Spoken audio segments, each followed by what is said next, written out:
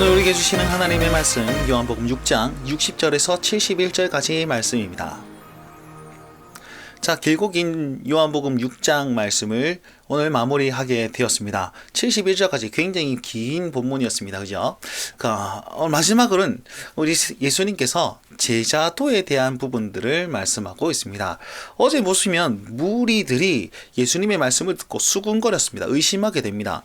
그러면서 예수님은 먹고 거하고 살다라는 그런 표현을 통해서 자기가 진짜 참된 양식이며 음료라는 사실을 알려주었습니다. 그랬더니 이 사람들이 흩어지게 되는 겁니다. 근데 이 영향력들이 어디까지 이제 미쳤냐면 제자들 가운데서도 이 말씀은 참 어렵도다. 누가 이것을 들을 수 있겠느냐라고 하면서 수군거리기 시작합니다. 수군거리면서 그리고 예수님께서 그 수군거림을 아시고 물어보십니다. 이 말이 너에게 걸림이 되느냐? 만약에 내가 하늘에서 내려왔다는 것이 너에게 걸림이 된다면 내가 다시 하늘로 올라가는 것에 대해서는 너가 어떻게 믿겠느냐? 이렇게 말씀하시거든요. 올라간다는 말은 무슨 말이냐면 예수님께서 십자가를 지시고 죽으시고 부활하시고 승천하시고 다시 오실 것을 다 표현하는 그런 말입니다. 예수님의 오르심이죠. 그렇게 진짜 구원이 있을 때 우리가 어떻게 믿겠느냐? 이렇게 얘기하시면서 예수님께서는 이렇게 말씀하십니다. 살리는 것은 영이고 육은 무익하고 유익하지 않다라고 얘기를 하셨습니다. 자, 살리는 것은 영이니 육은 무익하니라. 이 말은 어떤 말이냐면 이걸 영적으로 들으면 우리를 살리지만 그냥 육적으로 바라보아서는 이건 절대로 유익하지 않고 무익한 것밖에 되지 않는다. 그러니까 너희는 이 말을 영적으로 받아들여서 사는 자가 되어라 라고 얘기를 하는 겁니다. 이게 1차적인 그런 해석입니다. 물론 이제 더 깊은 해석이 있지만 넘어가도록 하겠습니다. 자, 그렇다면 살리는 것과 무익한 영적인 것으로 바라본 사람과 육적인 것을 바라본 사람들을 오늘 본문에서 몇 가지로 나눌 수 있는데요. 첫 번째로는 믿는 자와 믿지 않는 자로 나뉩니다. 믿는 자는 영생을 얻으리라 라고 얘기를 하고 믿지 않는 자는 하나님께서 하지 않으시면 절대로 믿지 못한다 라고 얘기를 하셨잖아요. 두 번째는 그리스도의 제자가 되는 것과 그 다음에 예수 그리스도를 파는 자로 나뉠 수 있습니다.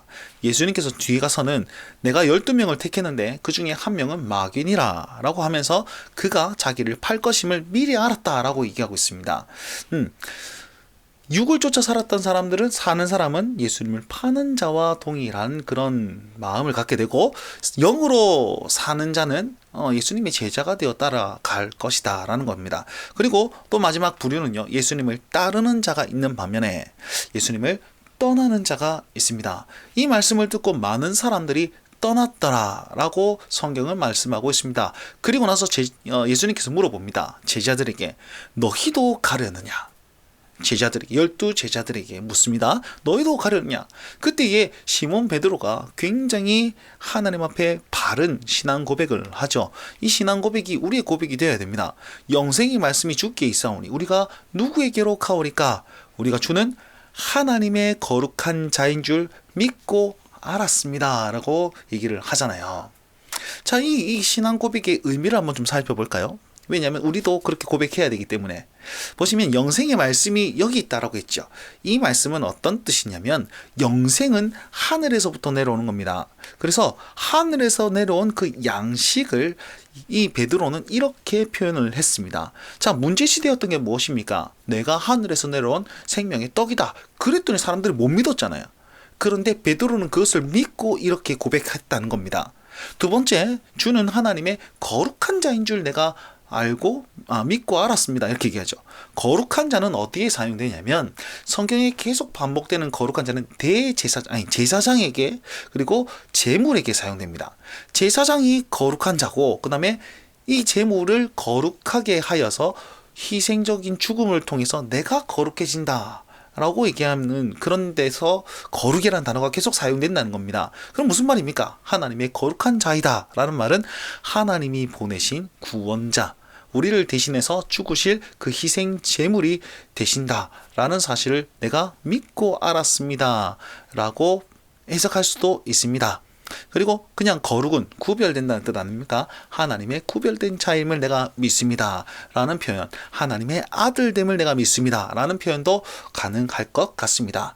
결국은 요 말씀은 진짜 문제시되는 그런 어떤 것에서 베드로는 믿음으로 반응했고 믿음으로 인정했다는 것을 중요한 포인트가 있습니다. 그러면 우리도 이 고백을 해야 되지 않습니까? 우리도 믿고 아는 자로 나아가야 되지 않겠습니까? 그러면 이 고백을 우리도 동일하게 해야 되는데 이 모든 고백은 내가 할 수 있습니까? 아니요. 오늘 본 말씀 보시면 이 고백은 반드시 하나님의 택하심이 있어야만이 가능하다 이렇게 얘기하고 있습니다. 자, 그러면 아니 이 말씀을 우리에게 주는 이유는 무엇입니까? 내가 할 줄 못하는데 그건 가만히 있어야 됩니까? 여러분, 이걸 반대로 얘기하면요. 이 말씀 영생의 말씀이 주께 있지. 그렇지. 하나님의 거룩한 자이지. 그렇지. 나는 믿지. 오케이. 그렇다면 여러분 이 고백을 할 수 있다면 당신은요 하나님의 택하심을 입은 사람이라는 겁니다. 다시요, 저와 여러분들이 많은 죄를 짓고 계속 반복되는 죄를 짓고 하나님 보기에 부끄러운 모습을 가지고 있을지라도 이 고백에 동의하고 믿고 안다면 여러분들은 하나님께 택함 받은 자라는 사실입니다. 그러니까 신앙이 흔들림 없이 하나님 바라보라는 것입니다. 자, 이 말씀을 기억하시면서 우리 삶에 한번 적용해 봅시다. 첫 번째로는 여러분 당신은 제자입니까? 제자 중에서도 떠나는 사람이 있었고 제자 중에서도 예수님을 파는 사람이 있었습니다.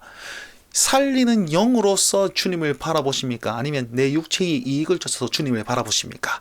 그것이 여러분의 제자임을 판가름하는 기준이 될 것입니다. 오직 영으로서 바라보시면서 내 영의 유익을 위해서 내 영의 영적인 그런 예배자로 나아감으로 말미암아서 제자된 삶으로 살 수 있길 바랍니다. 두 번째, 주님의 부르심은요 오직 하나님의 은혜입니다. 하나님께서 붙잡고 있는 겁니다.